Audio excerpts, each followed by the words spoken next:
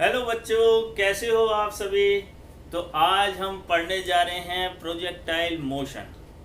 This one is the most important category of motion, जो हमने two dimensional motion की category के अंदर आता है।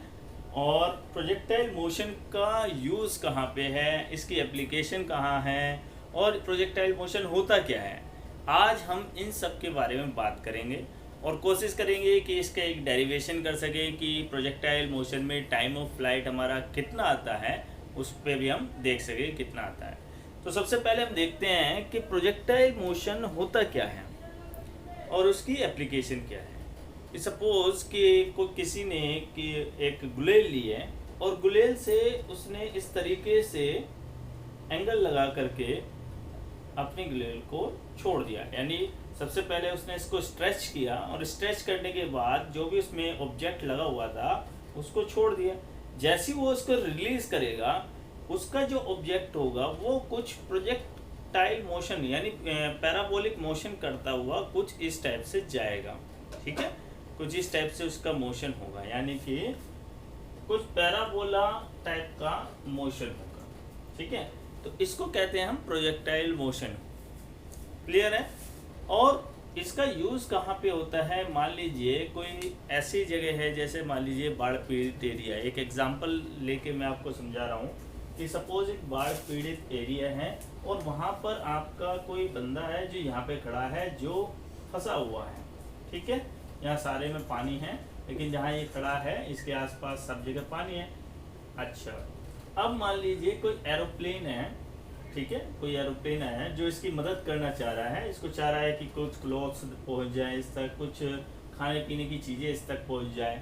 तो उसके लिए उसे क्या करना होगा, उसके लिए उसको जो भी ऑब्जेक्ट यहाँ से पहुंचाना है इस तक, कुछ वेलोसिटी से, कुछ एक्सेलरेशन के साथ, कुछ वेलोसिटी के साथ इस तक पहुँचाना होगा, तभी तो वो यहाँ तक जाएगा। तो वो एक्चुअली मोशन करता हुआ जो ऑब्जेक्ट है वो किस वेलोसिटी से हमारा यहाँ से हम उसे छोड़ें, या यहाँ से हम उसे ऑब्जेक्ट को, जो एरोप्लेन जा रहा है यहाँ से हम उसे छोड़ें, ताकि वो सामान जो भी आपका फूड आइटम है या क्लोथ है वो इस तक पहुँच जाए। ऐसा ना हो कि हम छोड़ दें और वो ऑब्जेक्ट हमारे यहाँ पे गिर जाए या इसके बाहर इसमें गिर जाए। तो हमें एग्जैक्टली इस तक पहुँचाने के लिए उसके लिए प्रोजेक्टाइल की स्टडी होना ज़रूरी है, प्रोजेक्टाइल मोशन को जानना ज़रूरी है कि आखिर उसकी कितनी वेलोसिटी से हमें इसे छोड़ना चाहिए, क्या उसकी हॉरिजेंटल रेंज हमें रखनी चाहिए, क्या उसकी मैक्सिमम हाइट लेनी चाहिए। तो वो सारी चीज़ें, ये जितनी रेंज है, ये हॉरिजेंटल रेंज कितनी होनी चाहिए छोड़ने के लिए, तो वो सारी स्टडी हम प्रोजेक्टाइल के अंदर करते हैं। तो इसलिए हमें प्रोजेक्टाइल मोशन को सीखना ज़रूरी है। और भी बहुत सारी एप्लीकेशन है इसकी जहाँ पे हम प्रोजेक्टाइल मोशन का यूज़ करते हैं। तो सबसे पहले हम जान लेते हैं कि प्रोजेक्टाइल मोशन क्या होता है। तो आइए हम देखते हैं इसकी डेफिनेशन क्या है। तो projectile motion if a constant force and hence constant acceleration. Force कैसा है, कांस्टेंट है। कांस्टेंट फोर्स अगर हम अप्लाई कर रहे हैं तो उसका एक्सीलरेशन क्या होगा, कांस्टेंट होगा, क्योंकि फोर्स इक्वल टू क्या होता है, मास इनटू एक्सीलरेशन। अगर हमारा फोर्स कांस्टेंट है, इट मींस इसका एक्सीलरेशन भी कांस्टेंट ही होगा। ठीक है, and hence constant acceleration act on a particle at an angle theta that is not equal to 0 और 180 with the direction of initial velocity. मान लीजिए कि ये हमारे पास है कुछ इस डायरेक्शन में, यहाँ से हमने O पॉइंट से किसी चीज़ को प्रोजेक्ट किया ऐसे। ठीक है, ये V वेलोसिटी से, U वेलोसिटी से, इनिशियल U वेलोसिटी से प्रोजेक्ट हुआ। ठीक है, और इसने कुछ इस टाइप का हमारा पाथ लिया। इसको थोड़ा सा हम इस तरीके से दिखा देते हैं। U वेलोसिटी से गया और ये कुछ पैराबोला पाथ लेता हुआ इस टाइप से गया। तो इसमें बता रहा है कि with the direction of initial velocity, ये थीटा जो एंगल है वो किसके साथ है, इनिशियल वेलोसिटी के साथ, and in the direction the path followed by the particle is parabola and the motion is projectile. तो जो ये पाथ फॉलो कर रहा है ये कैसा पाथ होगा, पैराबोलिक पाथ। ठीक है, ये पैराबोलिक पाथ है। और जब मोशन होगा, इस पैराबोलिक पाथ का जो मोशन होगा वो क्या कहलाएगा, हमारा प्रोजेक्टाइल मोशन। तो प्रोजेक्टाइल मोशन क्या है कि जब भी हम किसी ऑब्जेक्ट को, मान लीजिए कि अगर हम क्रिकेट का एक एग्जांपल लें कि क्रिकेट मैच चल रहा है, तो उसमें जो बॉलर है जब वो बॉल को थ्रो करता है, उसने बॉल को घुमा करके इस तरीके से अपनी बॉल थ्रो करी, इस थ्रो में जो बॉल का जिस पॉइंट से उन्होंने प्रोजेक्ट किया है, जिस पॉइंट से उन्होंने छोड़ा है उस चीज़ को, तो वो जो बॉल है वो कुछ प्रोजेक्टाइल मोशन करती हुई जाएगी। और जब वो बैट से भी हिट करेगी, मान लीजिए यहाँ आपका बैट है, तो बैट से, ग्राउंड पे आप खड़े हो, बैट से आपने बॉल को हिट किया, तो बॉल का जो मोशन होगा वो भी कैसा होगा, प्रोजेक्टाइल मोशन करते हुए जाएगा। तो ये है प्रोजेक्टाइल मोशन, ठीक है, कि किस तरीके से। आइए इसके बारे में जो इम्पोर्टेंट चीज़ें हैं उसको भी देख लेते हैं। अगर मान लीजिए हमारा किसी एंगल पे, ये हमारा एंगल है जिस पे हमारा u वेलोसिटी से हमने इसको प्रोजेक्ट किया है, ठीक है, ये हमने u वेलोसिटी से प्रोजेक्ट किया है। तो अगर ये u वेलोसिटी से प्रोजेक्ट हुआ है और किसी एंगल से, ग्राउंड के किसी एंगल से ये थीटा एंगल पे हमारा बन रहा है, तो यहाँ के इसके u को हम दो कंपोनेंट में डिवाइड कर सकते हैं। पहला होगा x कंपोनेंट जो x डायरेक्शन के अंदर है, उसको हम क्या कहेंगे, u of cos of theta, x component, और दूसरा इसके परपेंडिकुलर यानी कि y कंपोनेंट में हम इसे डिवाइड कर सकते हैं। तो दूसरा कंपोनेंट क्या हो गया, u of sine of theta. तो इस तरीके से u को, जो इसकी वेलोसिटी थी, इसको हमने दो कंपोनेंट के अंदर डिवाइड कर दिया। आइए इसके बारे में जो इम्पोर्टेंट और भी चीज़ें हैं उसको देख लेते हैं। एक्स वाई जो इसमें डायरेक्शन है उसके बारे में हमें स्टडी करनी होगी। ये एक्स डायरेक्शन है और ये वाली इसकी कौन सी डायरेक्शन है, ये वाली डायरेक्शन है इसकी वाई डायरेक्शन। एक मिनट, ये जो डायरेक्शन है ये कैसी है, वाई, ठीक है। तो एक्स वाई डायरेक्शन के अंदर हमें इसका देखना होगा कि क्या क्या चीज़ें इसकी इम्पोर्टेंट है। मान लीजिए ये पॉइंट हमने O कह दिया, इस पॉइंट को जहाँ पे मैक्सिमम हाइट है, इस पैराबोला की जो मैक्सिमम हाइट है ये वाला, इसको हमने A पॉइंट कह दिया और इसको हमने B पॉइंट कह दिया, ठीक है। तो इन तीनों पॉइंटों के हमने नाम दे दिए। इसकी जो इम्पोर्टेंट टर्मिनोलॉजी है इसको देख लेते हैं। मान लीजिए O से B तक, इसमें O to B, OB, इसको कहेंगे हम रेंज। रेंज क्या होती है, O से लेकर B तक, जहां तक आप वो थ्रो गया है, ठीक है। मान लीजिए बैट से हिट किया और बैट से हिट करने के लिए के बाद बॉल जो है यहाँ तक पहुंची है, तो यहाँ से यहाँ तक जो डिस्प्लेसमेंट हुआ है उस डिस्प्लेसमेंट को हम कहते हैं रेंज, और इसे डिनोट करते हैं हम R से। उसको किस चीज से डिनोट कर रहे हैं हम, R, ठीक है। इसी तरीके से अगर यहाँ देखें कि ये इसको नाम दे देते हैं C पॉइंट, यहाँ पे AC जो है वो क्या है, मैक्सिमम हाइट, मैक्सिमम हाइट है, या इसे हम डिनोट करते हैं H ऑफ मैक्सिमम से। यहाँ पे AC जो है इस पैराबोला की क्या है, मैक्सिमम हाइट, यानी बॉल जो है मैक्सिमम कहाँ तक गई है, A पॉइंट तक, और उसके बाद वो फिर दोबारा से डिक्रीज डिक्रीज डिक्रीज होनी स्टार्ट हो गई है, ठीक है। तो ये मैक्सिमम हाइट है इसकी। इसके बाद क्या है, और क्या बता सकते हैं हम इसमें, ये वेलोसिटी हो गई, ये मैक्सिमम हाइट हो गई, और जो यहाँ से लेकर के पूरे पाथ के लिए, यानी OAC, इस पूरे पाथ के लिए जो हमारा टाइम ऑफ फ्लाइट है उसको हम क्या करें हैं, टाइम ऑफ फ्लाइट। इस पूरे पाथ के लिए OAC के लिए जो टाइम लगा, या टोटल टाइम हम कह देंगे इसको, टाइम ऑफ फ्लाइट या टोटल टाइम, उसको हम कहते हैं T, कैपिटल T। और कैपिटल T हमारा जो किसके इक्वल हो सकता है, time of ascent plus time of descent. Time of ascent क्या होता है, जो टाइम लगा हमारा मैक्सिमम हाइट तक पहुंचने के लिए, यानी O से ले तक A तक जितना हमारा टाइम लगा, time between O to A, O से लेकर के A तक का जितना हमारा टाइम लगा उसको क्या कहेंगे हम, टाइम ऑफ एसेंट। इसी तरीके से A से लेके B तक का जो टाइम लगा उसको हम कहेंगे टाइम ऑफ डिसेंट, यानी A टू B। अच्छा, एक चीज और, जितना टाइम हमें O से A तक में लगता है उतना ही टाइम इसके अंदर A से लेकर के B तक लगना है, ठीक है। जो टाइम ड्यूरेशन है, टाइम ऑफ एसेंट और टाइम ऑफ डिसेंट, दोनों ही कैसी होती हैं, इक्वल होती हैं। तो आइए इसके बारे में जो एक्स एक्सिस और वाई एक्सिस में क्या क्या चीज़ें पॉसिबल हैं, एक्सेलरेशन क्या होता है एक्स एक्सिस में, वाई एक्सिस के कंपोनेंट के अंदर क्या क्या एक्सेलरेशन है, उसको देख लेते हैं एक बार। ठीक है, तो इतना नोट कर लिया आपने, इसको रब कर दूं मैं। चलिए, तो यहाँ पे आपने देखा वेलोसिटी कैसी करती हुई जा रही है, डिक्रीज हो रही है। और अगर मैं इस वाले पाथ की बात करूं तो यहाँ पे क्या हो रहा है, वेलोसिटी इंक्रीज हो रही है। ठीक है, मान लीजिए ऊपर गिरा तो यहाँ पे वेलोसिटी 0 हो गई और फिर धीरे धीरे धीरे धीरे नीचे आने में बढ़ रही है।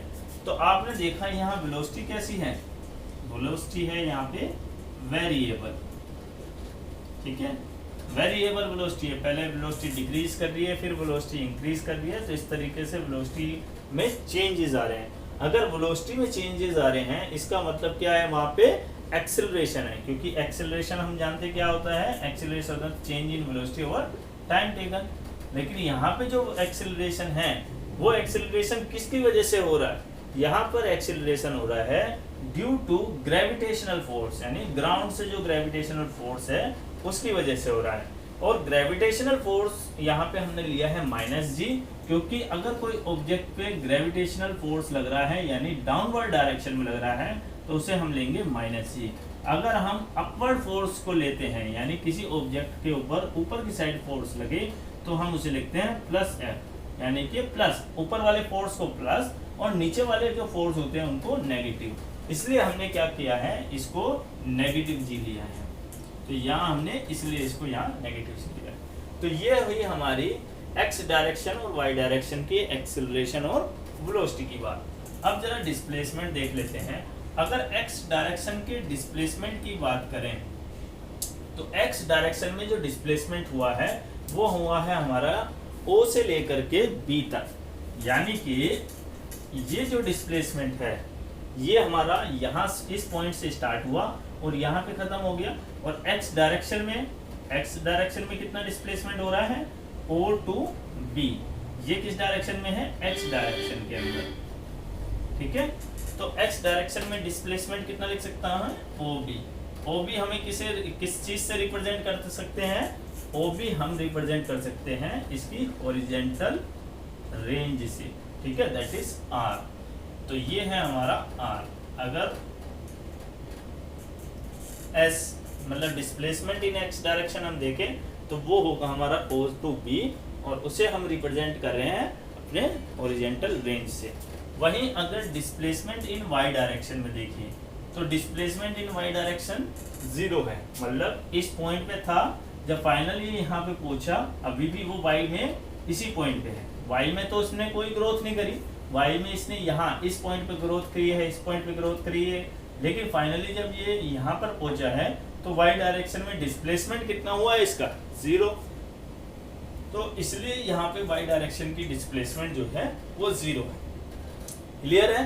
तो अब हम इसमें सीखते हैं कि जो अगर कुछ इम्पोर्टेंट इक्वेशंस जो हमें पता है, इक्वेशन ऑफ मोशन, अगर जहाँ पे हमारा जो कांस्टेंट एक्सीलरेशन है या कांस्टेंट फोर्स जहाँ पे अप्लाई होते हैं वहाँ पर हम इक्वेशन ऑफ मोशन का यूज़ कर सकते हैं। कुछ इक्वेशन ऑफ मोशन मैं यहाँ पे लिख रहा हूँ जो कि आप अच्छे से जानते हैं, पर एक बार फिर से मैं इसको बता देता हूँ। कुछ इक्वेशन ऑफ मोशन, जब आपका एक्सेलरेशन कांस्टेंट है उसके लिए हम क्या लिख सकते हैं, v = u + at। और क्या लिख सकते हैं, s = ut + ½ of at²। और क्या लिख सकते हैं, v² = u² + 2as। तो ये हमारे पास इक्वेशन ऑफ मोशन है जब हमारे पास एक्सेलरेशन कैसा हो, कांस्टेंट। और इन प्रोजेक्टाइल मोशन में एक्सेलरेशन कैसा है, कांस्टेंट, क्योंकि हमारा क्या अप्लाई हो रहा है, ग्रेविटेशनल फोर्स की वजह से एक्सेलरेशन आ रहा है इन the direction of y। Clear है? तो अब हम देखते हैं कि हमें प्रोजेक्टाइल मोशन में अगर टाइम ऑफ फ्लाइट देखना हो कि कितना टाइम लगा इसे यहाँ से यहाँ तक पहुँचने में, पूरा टाइम ड्यूरेशन कितना है, तो उसको हम कैसे ड्राइव करेंगे। चलिए देखते हैं टाइम ऑफ फ्लाइट। ठीक है, तो देखते हैं टाइम ऑफ फ्लाइट क्या है।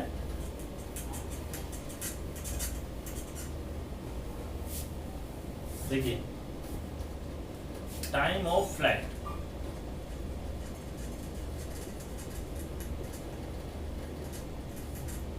हम लिख सकते हैं s is equal to, we know the equation s is equal to ut plus half of a t square. अगर हम बात करें किस डायरेक्शन की, y डायरेक्शन में, ठीक है, इक्वेशन ऑफ मोशन हम लिखे y डायरेक्शन के लिए, तो हमें इसके बेस में क्या लगाना होगा, y, ठीक है। टोटल टाइम कितना लगा हमारा, एक्सेलरेशन इन y डायरेक्शन, ठीक है। तो हम ये जानते हैं कि डिस्प्लेसमेंट इन y डायरेक्शन कितना है, 0।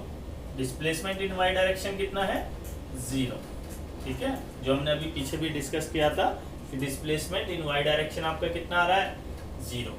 इनिशियल वेलोसिटी इन y डायरेक्शन, इनिशियल वेलोसिटी इन y डायरेक्शन क्या है यहाँ पे, u of sine theta. y direction में इनिशियल वेलोसिटी कितनी है, u of sine of theta into t plus half of acceleration in y direction. अगर एक्सेलरेशन की बात करें y डायरेक्शन में, तो y डायरेक्शन में एक्सेलरेशन कितना है, due to gravity minus of 0 into t square.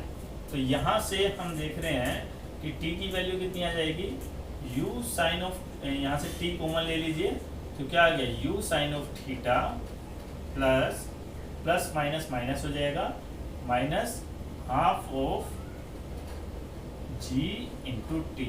तो यहाँ से t की वैल्यू आपकी 2 आ गई, एक t इज इक्वल टू 0 और दूसरा t इज इक्वल टू क्या लिख सकते हैं हम, ये लिख सकते हैं 2u sine of theta upon g।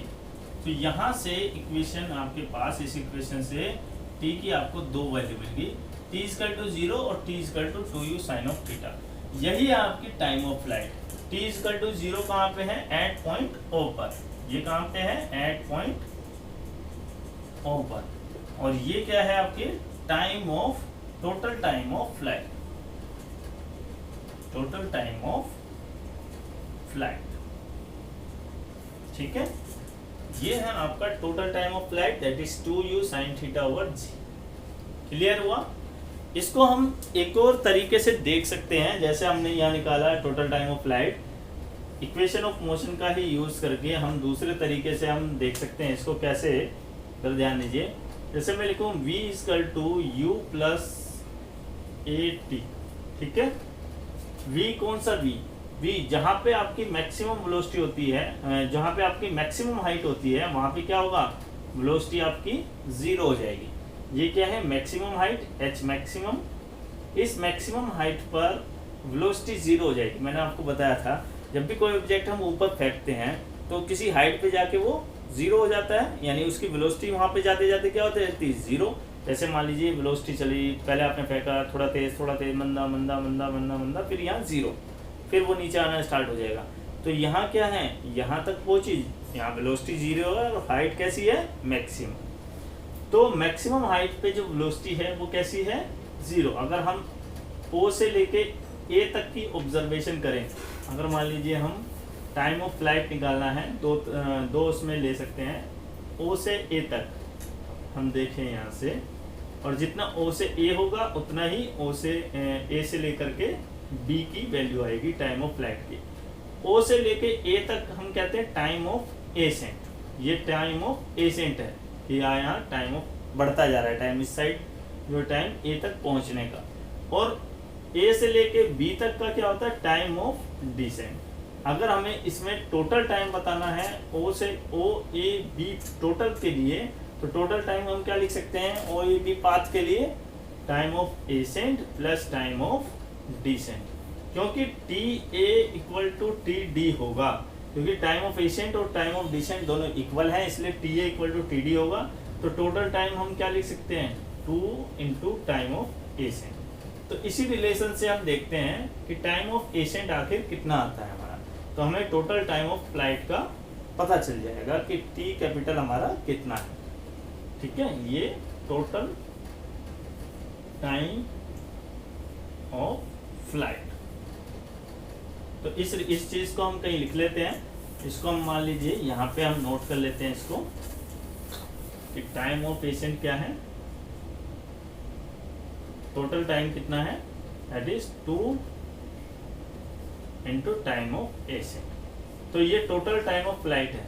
अब इसके लिए हम इक्वेशन का क्या यूज कर रहे थे, v is equal to u plus a T.